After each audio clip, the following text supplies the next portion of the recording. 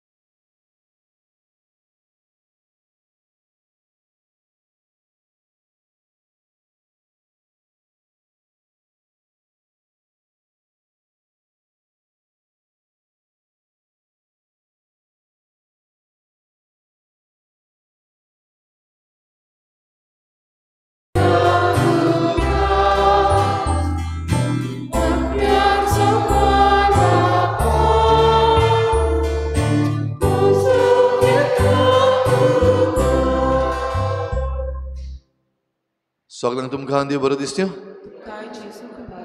आनी मागीर मोगाचो येवकार तुमकां ह्या आयच्या मिसाचे भेटीन खेरीत भाशेन आयज देवाक आमी दिनवास या आयज आमच्या गोंयच्या दोन प्रांतान जेजूचे वळखीचो दीस मनयतात दोतोनीचो दीस खेरीत भाशेन देवाक आर्गां दिवया सगळ्या संदेशकारां पासत जे आमच्या गोंयांत भुरग्यांक दोतोन शिकयतात तांचे पासत आमचेय फिरगोजेन आमचे संदेशकार आसात आनी आमचोय दोतोनीचो वावर बरे भाशेन चालू आसा ह्या वावरा पासत देवाक आर्गां दिवया ह्या आमच्या संदेशकारांचेर आनी भुरग्यांचेर आमी देवाचो आशिर्वाद मागुया जरूय आमचे फिरगोजेन दोतोनीचो दीस फुडल्या आयताराक आमी मनयतले आयच्या दिसाक सगळ्या आख्ख्या गोंयच्या दोन प्रांतां बरोबर आमी आमचे पासत मागुया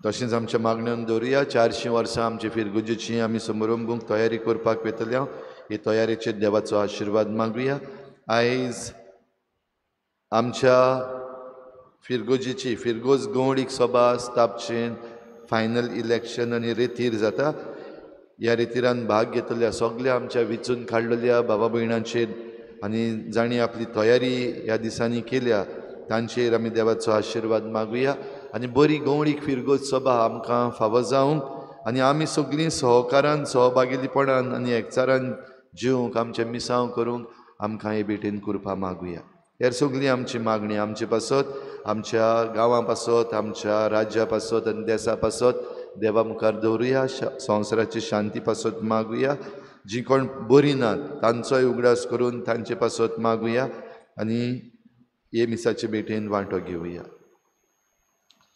बापाचे आनी पुताचे आनी पवित्र आत्म्याचे नांवी आमच्या सोम्या जेजू क्रिस्ताची कृपा बापाचो मोग आनी पवित्र आत्म्याचो एकवट तुमचे सवे आसूं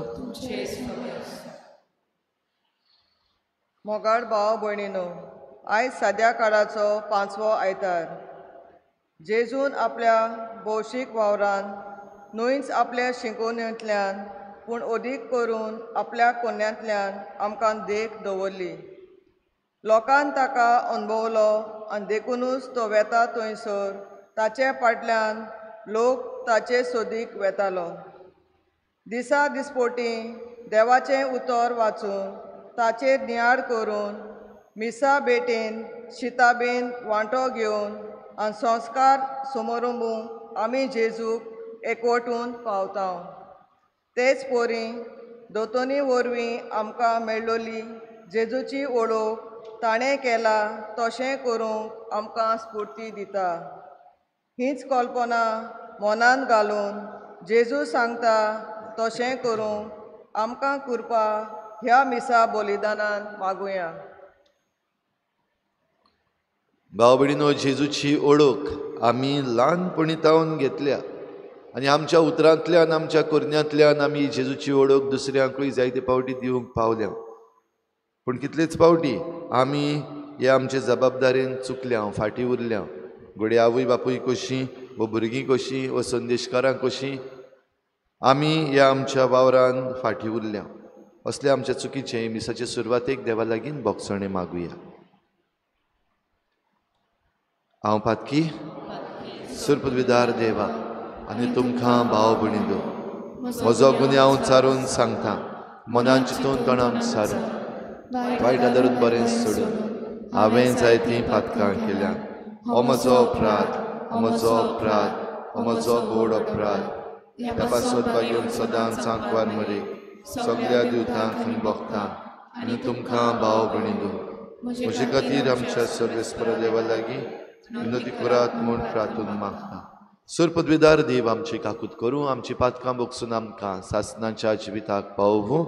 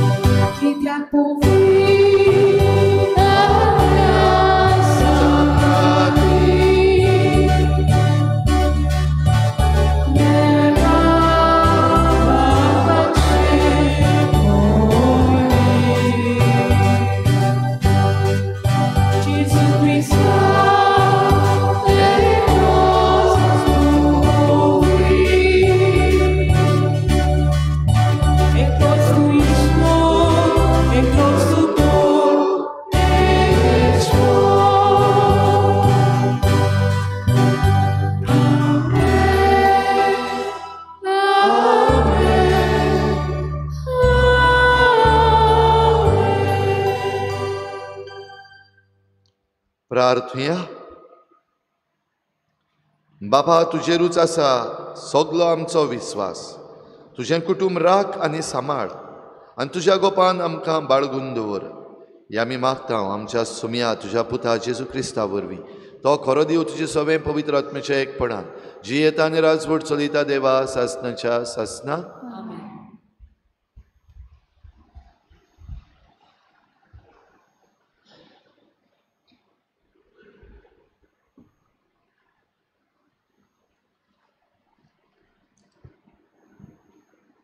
जॉबाच्या पुस्तकावेलें वाचप.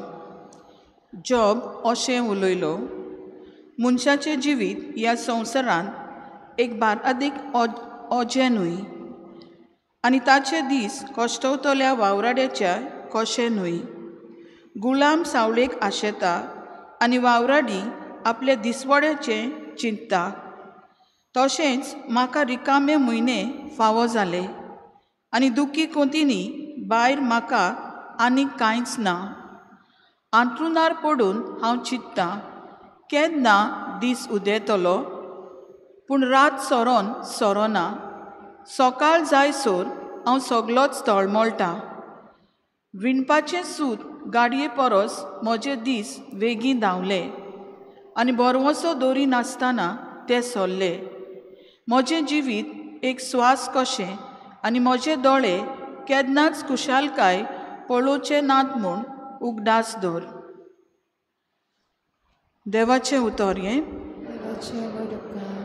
जबाब. सर्वेस्पराक वाखाणात फापसलोलीं काळजां तो नव्यान बरीं कोत्ता. जबाब. सर्वेस्पराक वाखाणात फापसलोलीं काळजां तो नव्यान बरीं कोत्ता. सर्वेस्पराक वाखाणात तो भोव बरो. ताच्या मानाक स्तोत्रां गायात. आमचो देव भोव मोगाळ, ताका आमी वाखाणूंक फावो. जेरुजालेम शार सर्वेस्परूच नव्यान बांदता.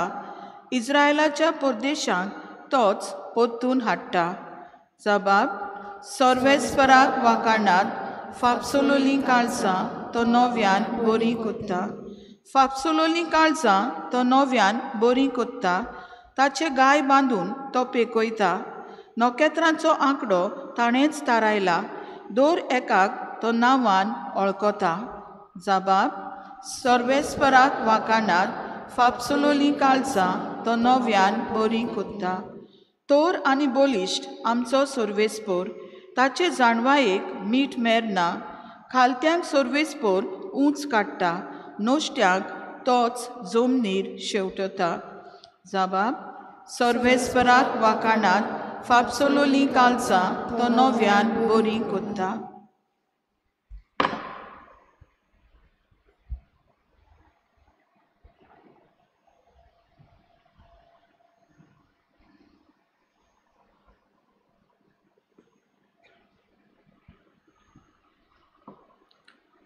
बागेवन पावलून कोरिंतकारांक बरयलेली चिटी वेलें वाचप. बाबा भयणीनो, शुभ वर्तमान परगटचें काम म्हणल्यार म्हाका व्हडवीक न्हय, तो एक म्हाका कायदो. तें हांव परगट करिना जाल्यार म्हजें कोटा.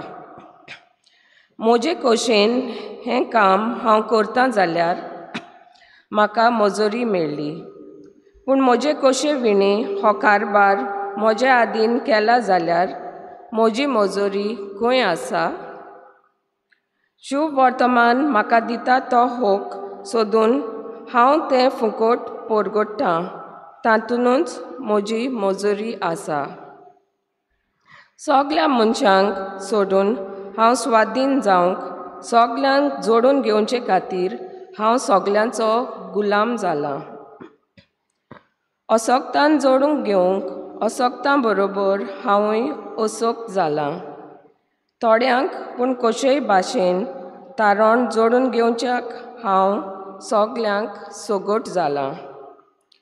शुभ वर्तमानान म्हाका वांटो मेळूंक, शुभ वर्तमाना खातीर हें सगलें हांव करतां.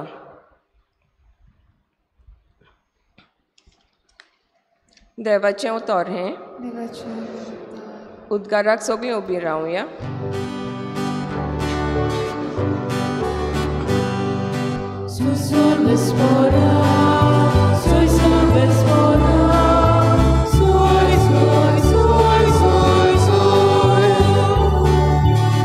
sorvespora, sui sorvespora, sui.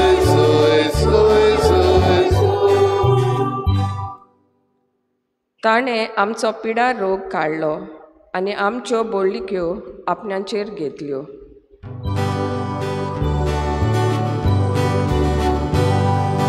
Sui sorvespora, sui sorvespora, sui. Sui sorvespora, sui sorvespora, sui.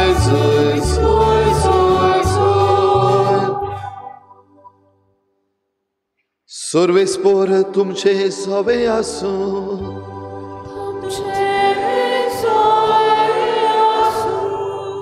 Mark पोरमणे जेजू क्रिस्ताचे शुभ वर्तमान.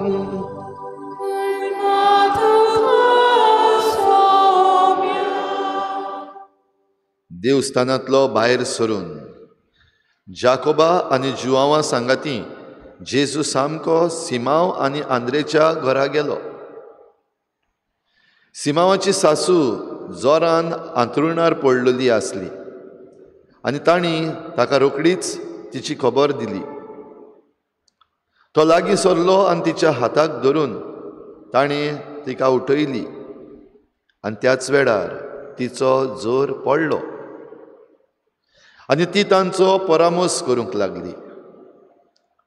सांज जातूच दीस धारीर पडल्या उपरांत सगल्या वायटाकारांक आनी देंवचार बसुल्ल्यांक ताचे सरशीं हाडलीं.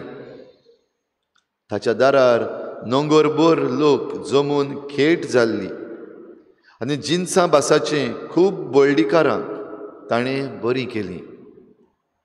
जायते देंवचारूय काडले, तरूय आपूण कोण तो ते जाणा आसले देखून तांकां तो उलोवंक दिनासलो. चड सकाळीं उठून तो भायर सरलो आनी एका एकसुऱ्या जाग्यार वचून थंय मागणें करतालो. सिमांव आनी ताचे सांगाती आसले ते ताका सोदूंक गेले आनी ताका सोदून काडटोच तांणी म्हणलें, सगलो लोक तुका रावता. ताणें तांकां सांगलें, दुसरे कडेन लागशिल्ल्या गांवांनी आनी नोंगरांनी वचुया, कित्याक थंयसरूय हांवें प्रसंग करूंक जाय. ह्याच पासत हांव आयलां. आनी आख्ख्या गालिलियांत भोंवून तांच्या देवस्थानांनी प्रवचन करतालो आनी देंवचार काडटालो.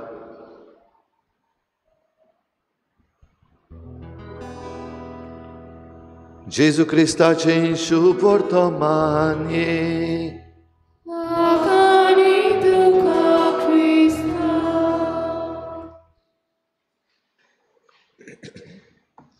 भाव भयणीनो, सुरवातेक आमी उगडास केलो तसो आयज जेजूचे ओळखीचो दीस आमच्या दोन प्रांतांत आमी मनयता दोतोनीचो दीस. आमचे मदीं हांगासर कोण आसतलो जो केन्नाच दोतोनीक वचोंक ना? कोण आहा दोतोनीक केन्ना वचोंक ना? तसलो कोण आहा हिंगा? कोण ना. आमच्या क्रिस्ती धर्मान दोतोन आमच्या जिविताचो भाग, आनी जिविताचो भाग म्हणटा तो ल्हान आसतना तावन कुमन्याव घेवचे पयलीं थोडीं 5 वर्सांची आसतना येता, थोडीं 6 वर्सांची आसतना येता, थोडीं 7 वर्सांची आसतना भितर सरता. आनी मागीर आमची ही आख्खी दोतोन जी जाता, भोव करून क्रिज्म जावं पासून आनी क्रिज्म जाल्या उपरांत लग्नाची दोतोन पासून आमी जेजूची ओळख घेयत रावता आनी आमी ती सगल्यांनी घेतल्या. आमचे मदली थोडीं जाणां कडेन संदेशकाराय जाल्या, दुसऱ्यांक दोतोन शिकयल्या, जेजूची ओळख दिल्या. तुका दोतोन कोणें शिकयली ताचो उगडास आहा तुका? तुजो संदेशकार कोण आसलो? तुजो कॅटिकिस्ट कोण आसलो? वो खंयच्या कॅटिकिस्टाचो तुका आयज उगडास आसा, जाणें तुका ल्हान आसतना तावन आतां पासून शिकयला?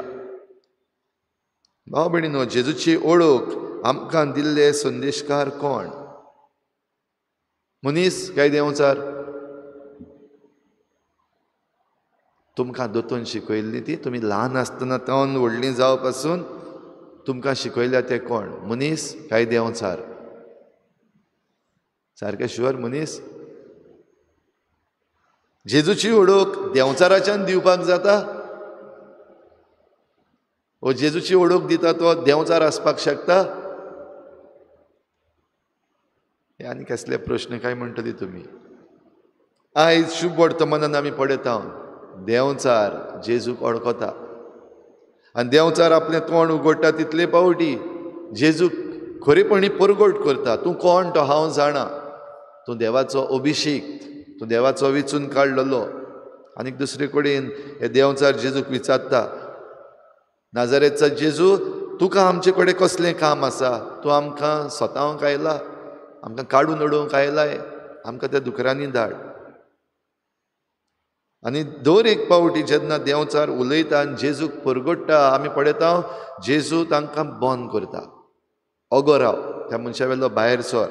आयच्या शुभ वर्तमानान आमी आयकलां तो तांकां उलोवंक दिनासलो. कित्याक? ते जेजूची वळख परगट करतात. खरेपणी फायदो असो आहलो न्हू.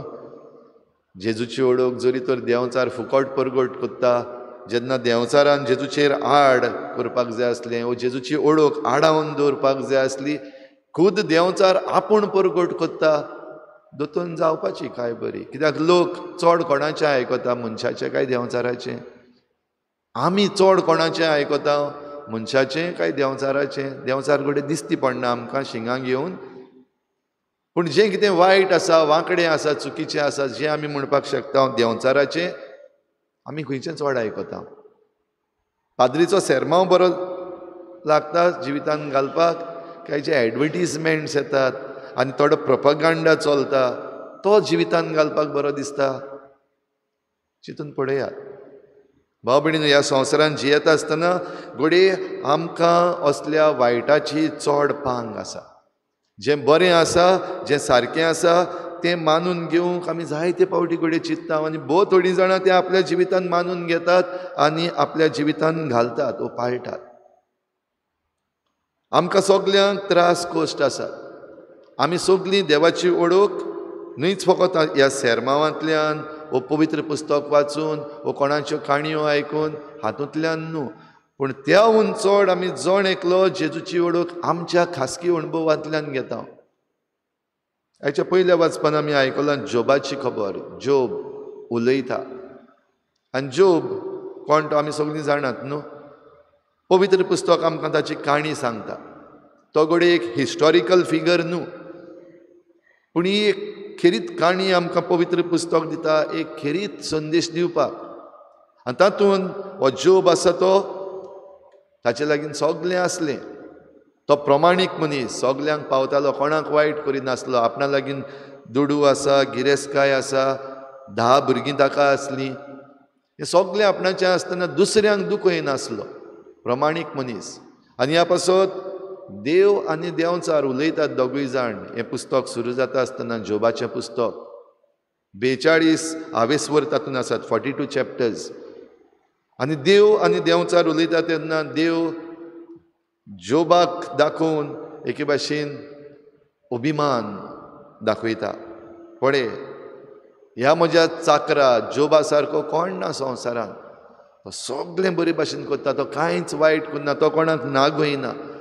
ताका हांवें जें कितें दिलां तें तो मोगान आपूण आपल्या जिवितान घेता, दुसऱ्यांकूय वाडटा. आनी तेन्ना मागीर देंवचार देवाच्या कानान शेपडी घालपाचो एक प्रयत्न करता. आनी हो प्रयत्न कसो? देंवचार देवाक म्हणटा तो सगलें बरे भाशेन करता, तो सगलो सारको आसा, तुजेर तो आड आजून वचूंक ना. कित्याक? तुवें ताका सगलें सारकें दिलां, सगलें बरें बरें तुवें ताका फावो केलां, देखून तो बरे भाशेन आहा. ताका एक चिमटो काड, ताका इल्लेशे त्रास दी आनी मागीर चोय तो तुका शिरापता काय ना. तें देंवचार देवाक चॅलेंज करता, एक आव्हान देवाक. ताका एक चिमटो काड आनी मागीर पळय कितें जाता तें. जायना आमकां आमच्या जिवितान सगलें बरें आसा तेन्ना ओके. थोडे पावटी आमी देवाक बडी थँक्यू पासून म्हणपाक पावना, दिनवासूंक पावना. पूण जरी तर आमकां कितेंय वायट जालें, देंवचार जाणा आमी कसलीं मनशां तीं, आमी कितें करतलीं तीं. कितेंय वायट जालें जाल्यार हें म्हजेर कित्याक आयलें, अशें म्हाका कित्याक जालें. जोबाच्या जिवितान ताचे लागीं सगलें आसलें आनी देव जरी तर ताचो अभिमान भोगता जाल्यार देवानूय देंवचाराक सांगलें बरें चल जाय तें कर तुका, हांव हात लायना, हांव ताका वायट करना, तो म्हज्या खेरीत आपुरबायेचो आनी ताचेर म्हाका पुरो विस्वास आसा. तुका रजा दिता, तुका जाय तें कर, फकत ताचो जीव काडनाका. आनी त्या उपरांत आमी जोबाच्या जिवितांत पळयता एकार एक वायट येयत आयलें. ताचो हिंड जो आसलो, ताची जनावरां जी आसलीं चोरून व्हेलीं, ताचें राखणें पळोवन गेले, जोगणीं केस्तांवां सोडून गेले, सगळें लुकसण. ताची कडेन शेतां बाटाय, शेतां बाटां आतां हत्ते भाशेन 1 and 14 फॉर्म घेवन आसूंक नासलीं, पूण जी जमीन ताची भोंवतणी आसली ती ताच्या ताब्यान आसली. ती जमनीचेर आनीक कोणाचो कब्जो जालो. ताची भुरगीं 10 जाणां भुरगीं जीं आसलीं, जीं खुशाल जिवीत जियेतालीं, मज्जा करतालीं, एकामेका सांगता, जें घर मोडोन पडलें तांचेर सगळीं मरोन गेलीं, भुरगीं मरोन गेलीं. ताचीं उंटां, ताचे पाडे, ताचे आनीक हेर मेंढरे आहा ते सगळे चोरून व्हेले. इतल्यान सोंपना, त्या उपरांत ताका दुयेंस जालें, कोड फुटले, वशाची पिडा. आनी असले वेळार ताचे बायलेनूय ताका सोडलो. आनी बायलेन हींय बीन उतरां म्हणलीं, देवाचेर शिराप घाल आनी मोर, कांयच उरोंक ना तुज्या जिवितान, देव खास लायता तुका. लिपोन पातकां केल्लीं तीं, हें सांगपाक आनीक एक इश्ट मागीर येतलो ताका, देव तुजी झुट्टी घेता हें सांगपाक. आनी दुसरे वाटेन जोब हे भाशेन म्हणटा, खाया पिया कुछ नहीं, गिलास थोडा 12 आणा, हिंदीन म्हणटा ते भाशेन. सायबा हांवें कितें केलां, हें सगळें वायट म्हाका दिवंक हांवें कितें वायट केलां, म्हाका दाखय. हांव बरो, तुज्या उतरा प्रमाणे जियेता, सगळें सारकें करता, हांवें कित्याक वायट केलां, ओ हें अदृश्ट म्हजेर कित्याक, हो प्रश्न जोबाचो. आयचें वाचप जें आमी आयकलां, पयलें वाचप तें 7व्या स्वरांतलें. मागीर देवा मदें आनी जोबा मदें आनी ताच्या इश्टा मदें जायती भासाभास जाता, ती आमी ह्या पुस्तकान आमकां वाचूंक मेळटा. आनी ती वाचीत जाल्यार आमकां जायती जाणवाय मेळटली आमच्या जिविता विशीं. जें कितें आमच्या जिवितान घडटा, असल्योच वस्तू घडटा. आनी ह्या सगळ्यान आमी पळयतले हांव, जोब जरूय ताणें पयलीं देवाचेर शीण केलो, देवान जो ताचेर विस्वास दवरलेलो तो सारको घट दवरलो. आनी ताणें म्हणलें, देवान दिलें, देवान व्हेलें, देवाचें नांव व्हड जावं. हीं उतरां आयकल्यां तुमी केन्ना? जोबाचीं उतरां काय बरीं. जेन्ना सगळें ताचे भोंवतणी एके भाशेन पडटालें, लुकसण जातालें, अदृश्ट आयलोलें, आनी तेन्ना जरूय काळजांतल्यान एक मनीस कसो उद्गार सोडलो, देवाचेर शीण केलो, रोखडेंच म्हणलें, कितें म्हणलें? देवान दिलें, देवान व्हेलें, देवाचें नांव व्हड जावं. आनी हीं उतरां म्हणूंक भाव भयणीनो, आमी जरी तर शिकता आनी हे सगळे अणभव आमी घेवंक शिकता जाल्यार हो देव अणभव. जोब आमच्यान म्हणूंक जाता एक व्हडलो कॅटिकिस्ट जालो, बडे आमच्या कॅटिकॅटिकल एसोसिएशनान तेजें नांव ना, वा आमच्या भुरग्यांक येवन तो शिकयना. पूण ही खाणी जी आमकां आसा जोबाची, जोब आपल्या जिविताच्या अणभवांतल्यान एक संदेशकार जाता. आनी तो देवाक थीर रावलो, विस्वाशी रावलो, आनी देंवचारान सांगलोलें तशें ताणें करूंक ना. म्हणजे देवाचेर तो ताणें शिराप घालूंक ना. फकत इल्लोसो आपलो उद्गार ताणें उद्गारलो, पूण देवाचेर शीण करूंक ना, देवाचेर ताणें शिराप घालूंक ना.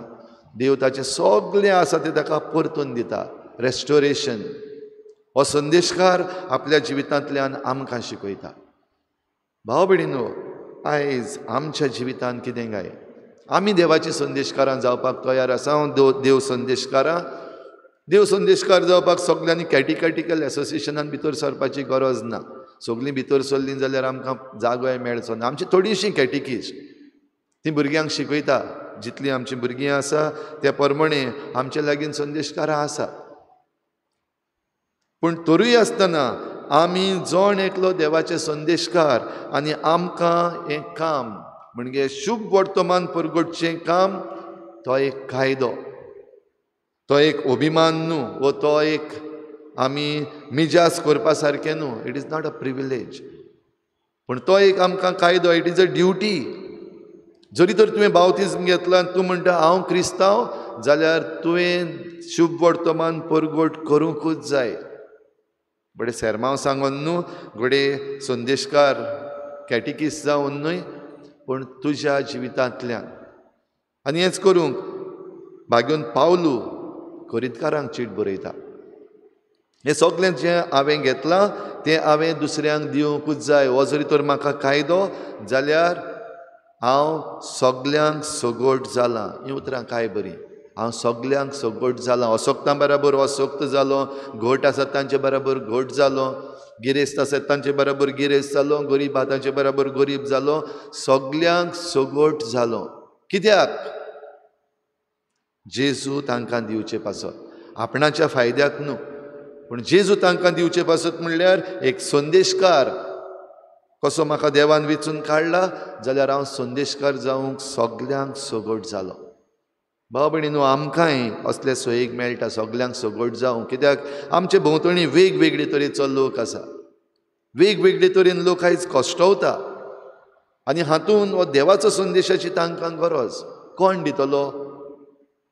आमी जरी तर म्हणपाक तयार आसा, हो पळय हांव आसा, म्हाका धाड, जाल्यार देव आमकां वेंचून काडटा. संदेशकार जावंक, हो फिरगोजेन वेगवेगळे तरेन वावर करूंक, समाजान वावर करूंक. आतां ह्या दिसांनी आमची फिरगोज गवडीक सभा स्थापपाचो आमी आख्खो प्रोसेस केला. आनी आयज तांचें एलिसावन जातलें संदेशकार. जे वेंचून काडटले ते संदेशकार. कितल्या जाणांनी वय म्हणलें आमी, वो कितल्या जाणांनी आमी निबां दिलीं. हांव पावना, म्हाका हें काम आसा, तें काम आसा. काम सगल्यांक आसा. भाग्योन पावलूय काम करतालो. तशेंच आयज जे आमचे लागीं संदेशकार आसात वेगवेगळे फिरगोजांनी, संदेशकार कशे वावर करतात. बेकार मनीस न्हू. थोडे टिचर्स आसात, थोडे वेगवेगळे तरेन काम करपाचे आसात, आनी हो वावर केल्या उपरांत पागारूय ना. म्हणटूच हे कोण आसात ते बेकार मनीस न्हू. वो फिरगोज गवडीक सभेचे वांगडी जे आसात बेकार मनीस न्हू. कांय काम ना तांकां. देखून येवन ते PPCचे मेंबर जाल्यात अशें न्हू. जरी तर आमचे मदलीं थोडीं जाणां समजतात कांय काम ना तांणी PPCचे वांगडी जावपाचे, जाल्यार हें समजप चुकीचें. जशें आमकां भाग्योन पावलून सांगलां, ही जुट्टी हो वावर जो तुका दिल्लो आसा तो तूं खुशे मनान करताय जाल्यार तुका मजुरी आसा. पूण जरी तर तो तुजेर फोर्सान घातला, जायते फावटी 5 विगाराक फोर्स करचो पडटा, 5 कुराक फोर्स करचो पडटा. यो दोतोन शिकोय, यो PPC मेंबर जाव, यो युथान भितर सर, यो लेजन मॅरीन भितर सर, वो हेर दुसऱ्या संस्थांनी यो यो यो म्हणचें पडटा. आनी थोडीं जाणां 5 विगाराक वायट दिसतलें म्हण भितर सरतात. जाल्यार हाचेय विशीं भाग्योन पावलून सांगलां, तुका जरी तर हो वावर फोर्सान तुजेर घातलेलो आसा जाल्यार तुजी मजुरी खंय आसा, तुका कसली मजुरी मेळची. पूण जरी तर हो वावर जो देवान तुका दिला तो तूं खुशे मनान करताय जाल्यार तुका तुजी मजुरी चुकची ना, तुका तुजी मजुरी मेळटलीच.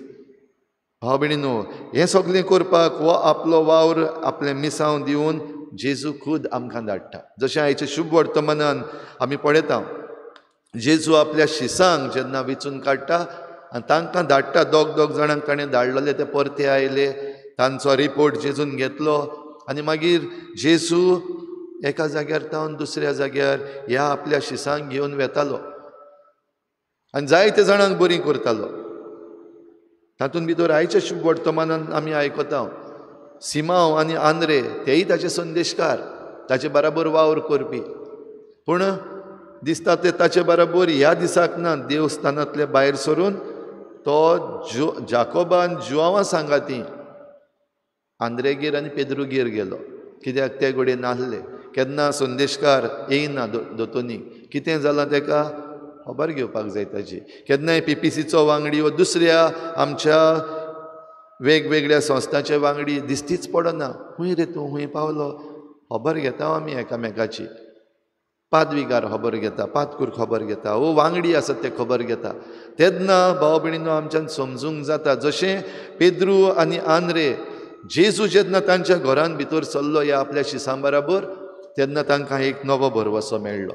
कित्याक पेद्रूची सासू बरी नासली, जोर आयलोलो आनी हो वायरल जोर न्हू, आतां बेश्टे अशें जाता येयलो आनी गेलो तसलो न्हू. मोठ्या जोरान फडफडटाली, ही उतरां वापरल्यांत पवित्र पुस्तकान. मोठ्या जोरान फडफडटाली म्हणल्यार हो बरोसो मारेकार जोर, डेंजरस, कितेंय जावपाक शकतालें. आनी असल्या वेळार जेजूचें आसणें तांकां ह्या घरान, पेद्रूच्या घरान एक नवो भरवोसो जाता. आनी देखूनच बेगीन बेगीन आपले सासूमांयची खबर ताणें ताका सांगली, जेजू बरी ना ती, सारकी मारेकार आसा, फडफडटा. आनी जेजू रोकडोच आपूण तिच्या हाताक धरता आनी आमी आयकलां जोर पडलो. जेन्ना जेजून तिच्या हाताक धरली तेन्ना तिचो जोर पडलो, ती बरी जाली. म्हणटूच संदेशकारां कशीं, ओ फिरगोजेचो वावर करपी कशीं, वेगवेगळ्या संस्थांची वांगडी कशीं, वो आमच्याच जिवितांतल्यान आमी दर दिसाक हें संदेशकाराचें जिवीत जियोवपी कशीं, जेजूक जरी तर आमच्या घरांत आनी आमच्या घराब्यान व्हरता, बरवसो आसतलो, तो खंयच वेचो ना. जॉबा भाशेन आमकां म्हणचें पडचें ना, कित्याक हें अदृश्ट म्हजेरूच आयलां हें म्हणचें पडचें ना. वायट दीस येता ते बरेय दीस येतले आमच्यान समजूंक जातलें. आनी जेजू आमच्या हाताक धरून ही पेकोवणी आमकां दितलो. जेजूक व्हर भितर, तुज्या घरांत तूं व्हरता जेजूक. हें मीस जाल्या उपरांत, तूं भायर सरून गेल्या उपरांत तुज्या घरांत जेजू पावता काय मीस जालें, काबार जालें. मागणें करपाक गेलो, लादीन करपाक गेलो, सायबिणीक गेलो, जालें काबार. तुज्या घरांत तूं जेजूक व्हरता. जरी तर तुज्या घरांत तूं जेजूक व्हरता जाल्यार हो भरवोसोय मेळटलो, ही पेकोवणीय मेळटली. आनी तेन्ना तूं खरो संदेशकार, तुज्या अणभवांतल्यान तूं संदेशकार. तर भाव भयणीनो, जेजू जेन्ना आमकां पाठयता, आमी सगल्यांनी बावतिजम घेतला, आमी दोतोनीक येता, फॉर्मेलिटी करता, काजार जाता तेन्नाय परतून दोतोनीक येता, फॉर्मेलिटी आहा ती करता, कोर्स करपाक जाय मॅरेज कोर्स तोय करून येता. जेजूक तुज्या घराब्यान व्हेला मागीर हो प्रश्न गरजेचो आमकां. कित्याक जेजूक जरी तर व्हरूंक ना जाल्यार मजुरी ना. जेजूक जरी तर तुवें तुज्या घराब्यान जागो दिवंक ना जाल्यार पेकोवणी ना. जरी तर जेजूक तुवें तुज्या घरान व्हरूंक ना, भरवोसोय ना. जाल्यार हे बेठेन आमकां हो भरवोसो मागुया, जेजूची पेकोवणी मागुया आनी जेजूक आमच्या जिवितांतल्यान, जण एकल्याच्या जिवितांतल्यान जेजूक आमच्या जिवितान, घरान आनी ह्या समाजान व्हरुया.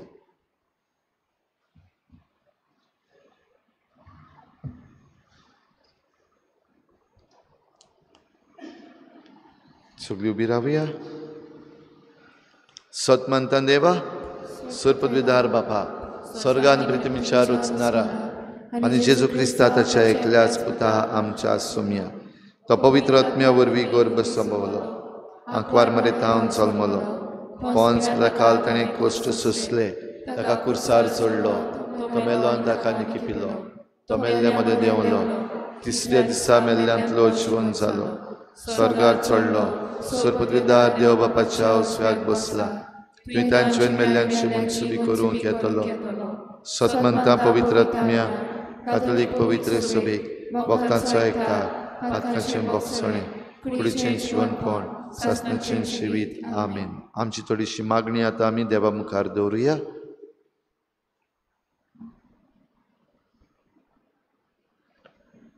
सगलो लोक तुका रावता.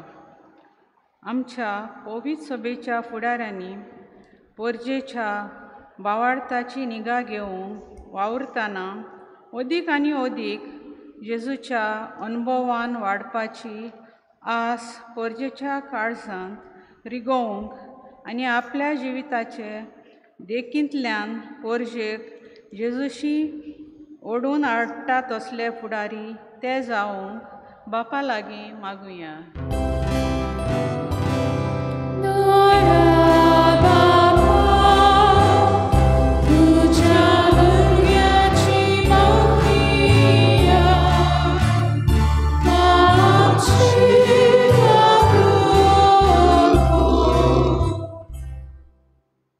हांव सगल्यांक सगोड जालो.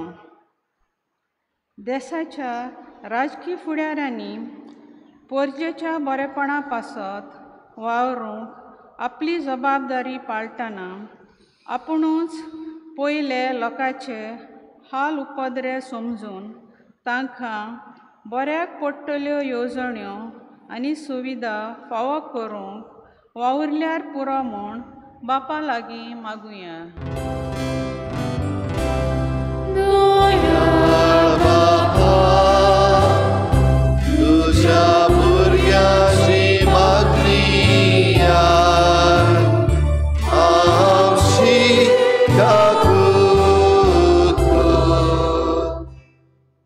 ताणें तिका उठयली आनी तेच वेळार तिजो जोर पडलो.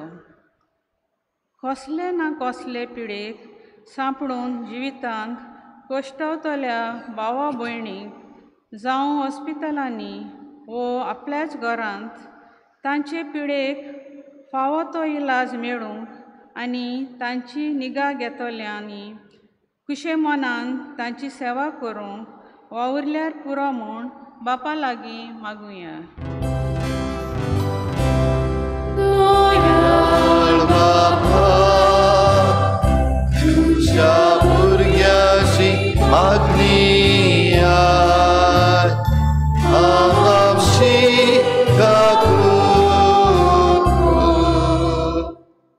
शुभ वर्तमान विस्तारचे पासत हें सगलें हांव करतां.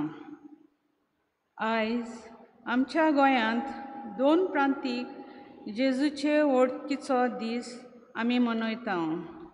क्रिस्ती धर्म शिकवणेच्या केंद्र जेजूची वळख विस्तारपाचें काम करतल्यांचेर कार्यावळी वरवीं फुडें व्हरता.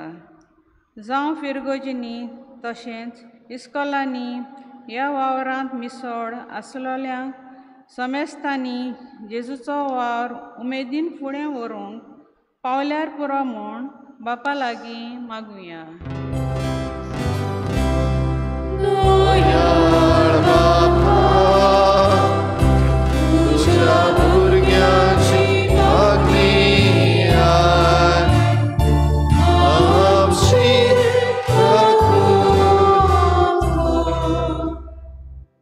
आमच्या सगळ्या भुरग्यां पासत मागुया जे आपली आतां परिक्षा करपाक वयतले. बो करून 12वेची आनी 10वेची भुरगीं आपली परिक्षेची तयारी करतात.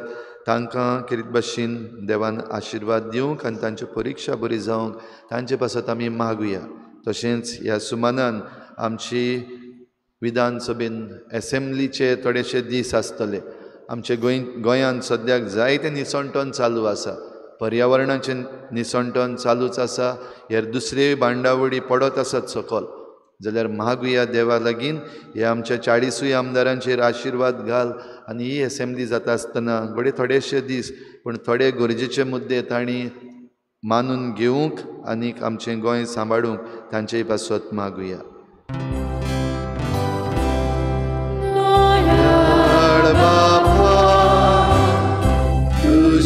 भुरग्यांची मागणी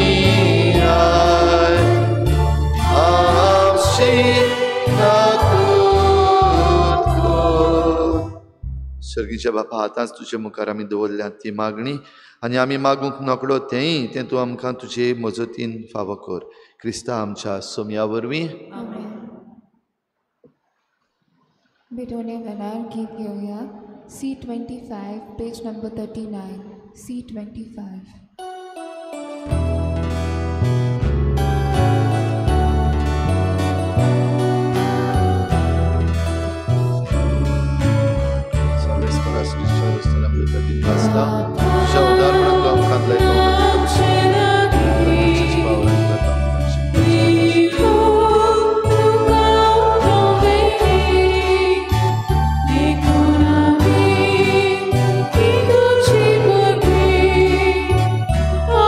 Free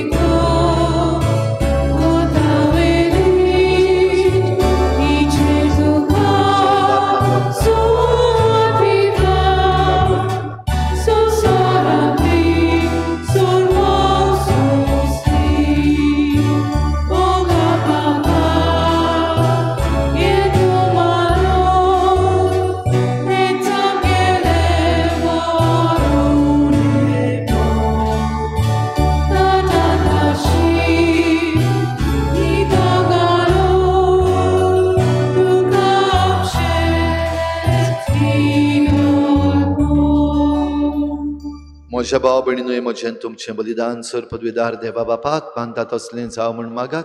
तुमच्या आकाशात बलिदान आपल्या मनाक आनी मेळ्ळें आमच्या नाख्य पवित्र सुपेच्या देवाक सर्वेस्पर मानून घे. मोगाळ बापा आमच्या रुचणारा हो उंडो आनी दाखां सोरो बदलून जेजूचें मांस आनी रगत करून आमकां दी. हे परी आमचे असोक्त कुडीच्या पसणाक तुवें दिलां तेंचें वण आमच्या आत्म्याकूय सासणाच्या जिविताचें पसण जावं दी. हे आमी मागता तुज्या पुता जेजूचे नांवी. सर्वेस्पर तुमचे सवे आसूं. आमचें काळजां उबारुया. सर्वेस्पराक आमच्या देवाक दिन वाचुया. सर्वेस्परा पवित्र बापा सर पदवीदार आनी सासणाच्या देवा सर्व काळयान सर्व तायें जेजू क्रिस्ता आमच्या सोमया वरवीं आमी तुका दिन वाचूंक फावो. हो कायदो नितीचो आनी आमच्या फायद्याचो. पातकी मनशाची दया करून ताणें आंकवार मारयेंतावन जल्म घेतलो. खुर्साचें मरण सोसून सासणाच्या मरणांतली आमकां सोडयली आनी मरणांतलो पुनर्जीवन जावन सासणाचें जिवीत आमकां दिलें. देखून आतां देवदूतां बराबर आनी सर्गीच्या सर्व दलबारां सांगाती तुजे मोहिमेचें किर्तन आमी निरंतरी गायता.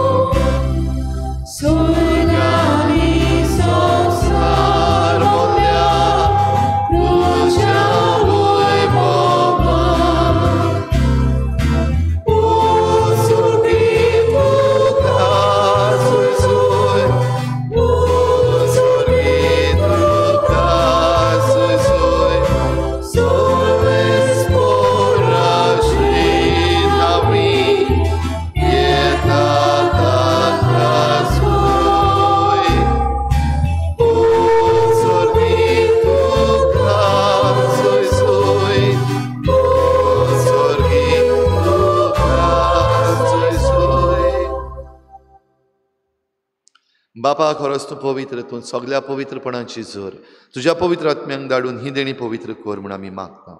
जावं ती आमकां आमच्या सोमया जेजू क्रिस्ताची कूड आनी रगत.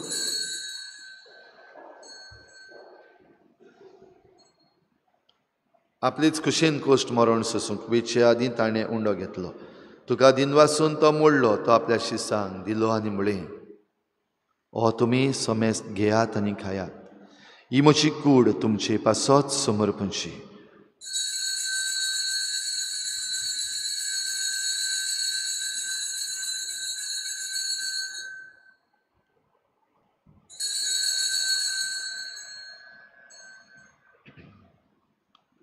तेच परी जेवण जातूच ताणें काल्स घेतली. तुका नव्यान दिन वाचलो ती आपल्या शिसांक दिली आनी म्हळें तुमी समेस्त घेयात आनी हातलें पियेयात.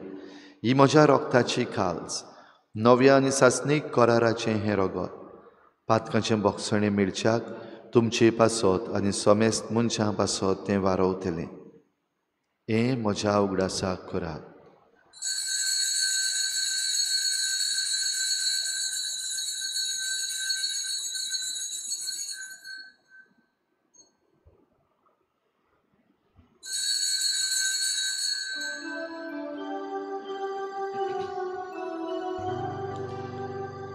बाबार्थाचो गूट पर गोठुया. उंडो खाता आनी एकाची लय पियेता. इतले फावटी तूं पळय भोवान येसो आमी तुजें मरण बापा जेजूच्या मरणाचो आनी पुनर्जीवनपणाचो आमी भक्तीपणी उगडास करता आनी हो जिविताचो उंडो आनी सोडवणेची काल्स तुका समर्पिता. तुजे मुखार येवंक आनी तुजी सेवा करूंक आमकां फावो केलें देखून आमी तुका दिन वाचता आनी जेजूची कूड आनी रगत शेवतल्या आमा समेस्तांक पवित्र आत्म्या वरवीं एकठांय कर म्हूण आमी नम्रतायेन मागता. सर्वेस्परा आख्खे प्रितुमेचेर विस्तारलेले तुजे पवित्र सभेचो उगडास कर आनी फ्रांसीस आमच्या बागेवन बापा फिलिप नेरी आमच्या गवळी बापा आनी सगळे याज्ञिकी वर्गा बराबर तिका प्रिती मोगांत वाडय. पुनर्जीवनपणाचो बरवस धरून मेल्यात त्या सगळ्या आमच्या बाबा भयणांची काकूत कर. तांकां तुजे इश्टागुतीन मेल्ल्या समेस्तांक तुज्या परजोडीत मुखामळ पळोवंक फावो कर. आम्हा समेस्तांची हे बेटेक आयज आजीर जाल्ल्या सगळ्या तुज्या भुरग्यांची दया कर म्हूण आमी मागता. आंकवार मरे देवाची माई सांगाती तिच्या पोती बागेवन जुजे, बागेवन धर्मदुतां, बागेवन जुजे वाज आनी बागेवन फ्रांसीस शावियर आनी सर्व काडी तुका मानवल्या त्या सगळ्या भक्तां बरोबर सासणाच्या सुखांत आमकां वांटो दी. तांचे सांगाता तुजी महिमा गावूंक आमकां फावो कर. जेजू क्रिस्ता तुज्या पुता वरवीं. त्याच जेजू वरवीं, त्याच जेजू सांगाता, त्याच जेजू थाय पवित्र आत्म्याच्या एकपणान सर्पोद्वेदार बापा सर्वंदनांनी वैभव तुका सासणाच्या सासना.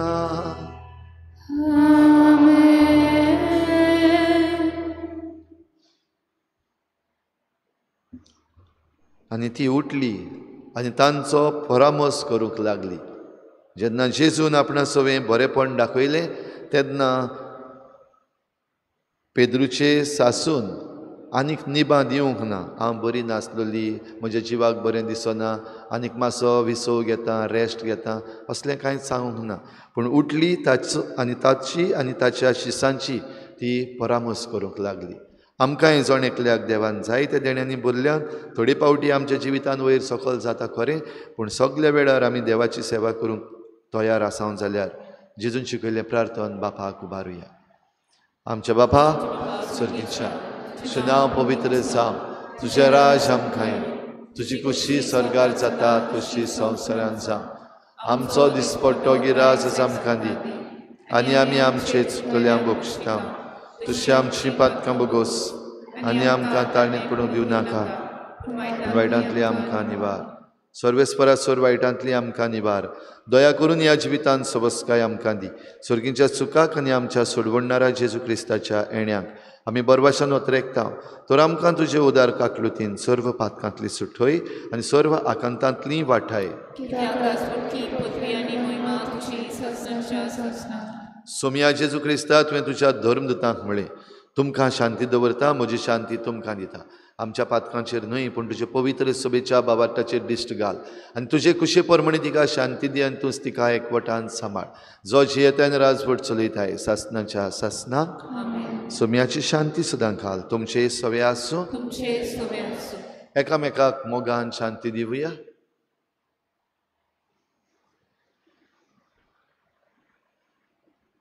देवाचे शिले संवसाराचे पाप काढले आमची कबूल कर. देवाचे शिले संवसाराचे पाप काढले आमची कबूल कर. देवाचे शिले संवसाराचे पाप काढले आमकां शांती दी. सोम्या जेजू क्रिस्ता तुजी कुडन रगत आमी शिवंक येता. ती आमचेर जट्टी आनी खास्त हाडिना जावं, पूण तुजे काकुतीन आमच्या आत्म्याक तशेंच कुडीक भलायकी आनी वखद दी.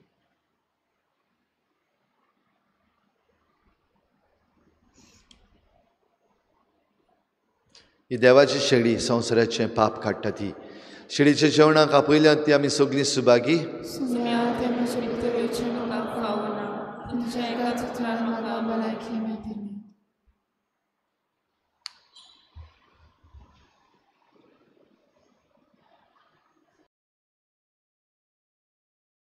आत्मिक कुमयां खातीर मागणें. मोगाळा जेजू, तूं भोव पवित्र संस्कारांत हाजीर आसाय म्हूण हांव सत मानता. सगळ्या वस्तूंत हांव तुजो मोग करता आनी हांव तुका म्हज्या आत्म्यांत घेवन आशेता. हे घडये तुका हांव संस्कारांत घेवन शकना म्हणटच आत्मीक वाटेन तरी म्हज्या काळजांनी तूं म्हज्या काळजांत आसा म्हूण समजून हांव तुका वेंगयता आनी आख्खीच तुका एकवडटा. तुजे कडसून केदींच वेगळी जावं म्हाका दिवं नाका. आमेन.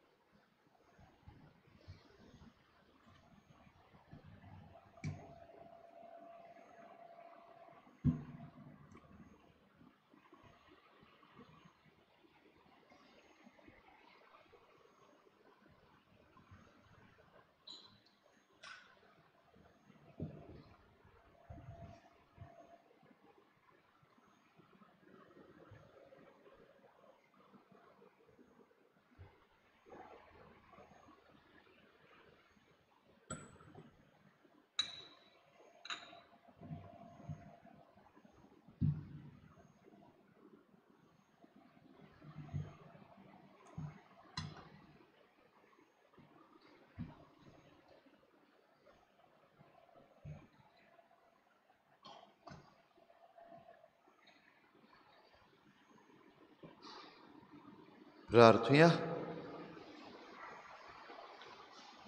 देवा आमच्या बापा, एका उंड्यांत आनी एकेकालसीन तुवें आमकां वांटो दिलाय. जेजू सवें आमकां एक करून आमचें जिवीत संवसाराचे सोडवणे खातीर सुफोळ कर. होच जावं आमचो संतोश. ह्या आमी मागता हांव जेजू क्रिस्ता आमच्या सोम्या वरवीं. अशें बसूया. आयज साद्या काळाचो 5वो आयतार आनी आमच्या 2 प्रांतांत जेजूचे वळखीचो दीस. आयची मिसाची मांडावळ करूंक आमकां आदार दिल्ल्यांक आमचे दिनवास. 9:30 वाजता भुरग्यांचें दोतोनीचें मीस आनी दोतोन जातली. फुडल्या आयताराक खेरीत भाशेन आमचे फिरगोजेन आमी दोतोनीचो दीस मनयता. जरूय आयज आमच्या आख्या 2 प्रांतांत दोतोनीचो दीस मनयतात. ह्या पासत फुडल्या आयताराक इगोर्जेन फकत 2 मिसां जातलीं. पयलें मीस 6:30 वाजता, दुसरें मीस 8 वाजता. 9:30 वाजताचें मीस आसचें ना, पूण भुरग्यांचे कॅटिकॅटिकल डे हें मीस रेजिना मुंदी स्कुलान 9 वरांचेर जातलें. आवय बापायनी मातशें चोत्राय धरची. तुमच्या भुरग्यांक 9 वाजता रेजिना मुंदी स्कुलान पावपाक जाय. गेल्ल्या आयताराक इगोर्जेन दान जालें 14,405 रुपया. दाबोलीं कपेलान 1,700 रुपया. सगळे मेळून 16,105 रुपया. फुडलो आयतार फेब्रुवारीची 11 तारीख डे ऑफ हेल्थ अपोस्टलेट आनी वर्ल्ड डे ऑफ सीक. खेरीत भाशेन सगळ्या बोडलीकारां पासत सगळ्या दुयेंतां पासत आमी मागतल्या.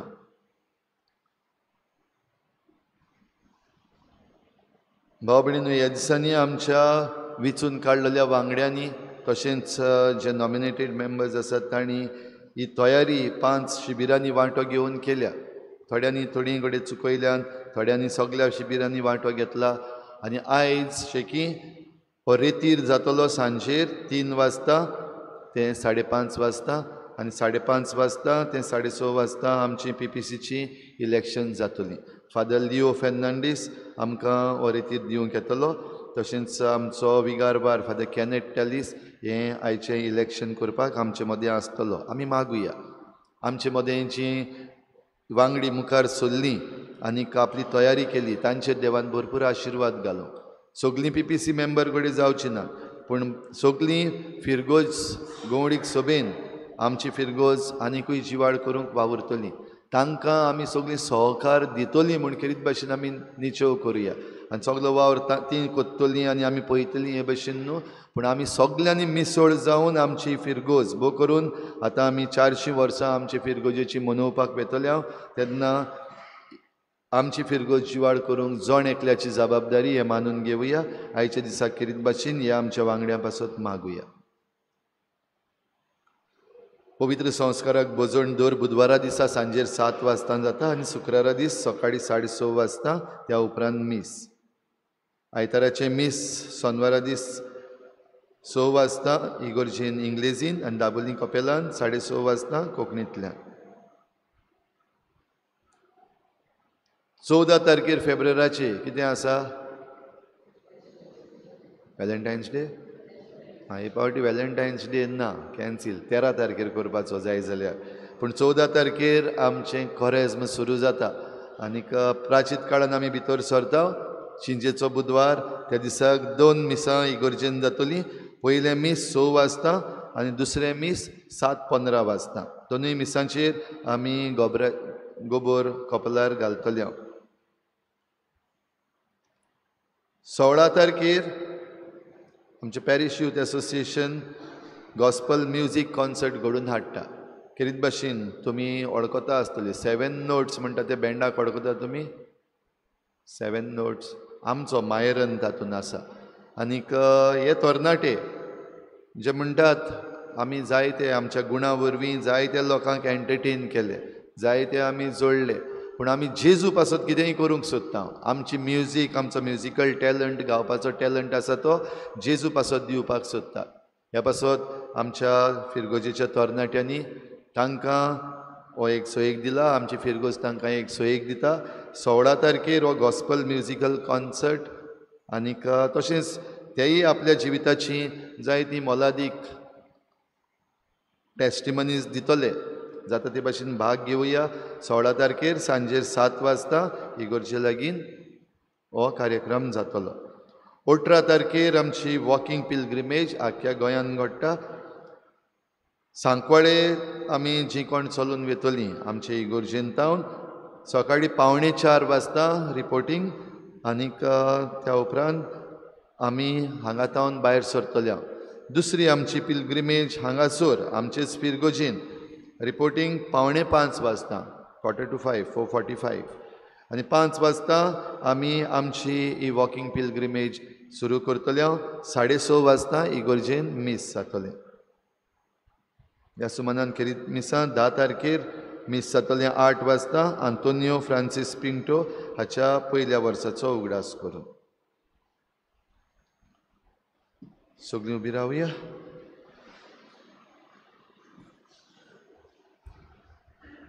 सर्विस्पोर तुमचे सवे आसूं. सर पदवीदार देव बाप आनी पूत आनी पवित्र आत्मा तुमचेर आशिर्वाद घालूं.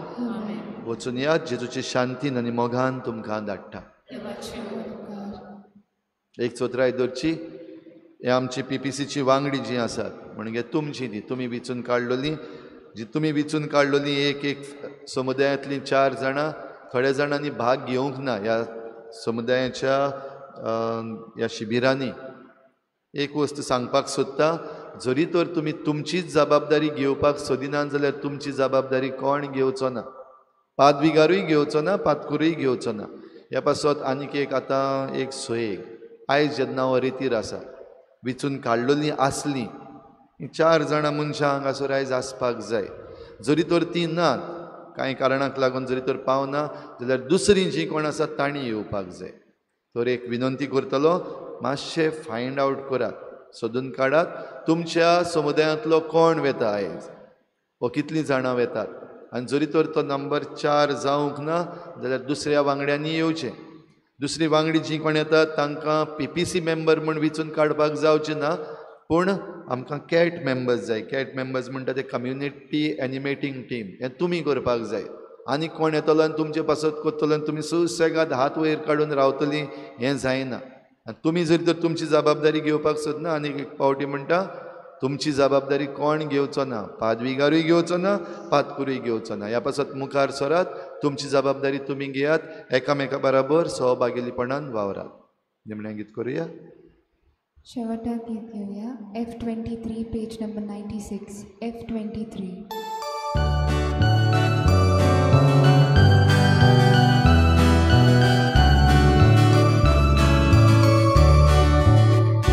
Bóg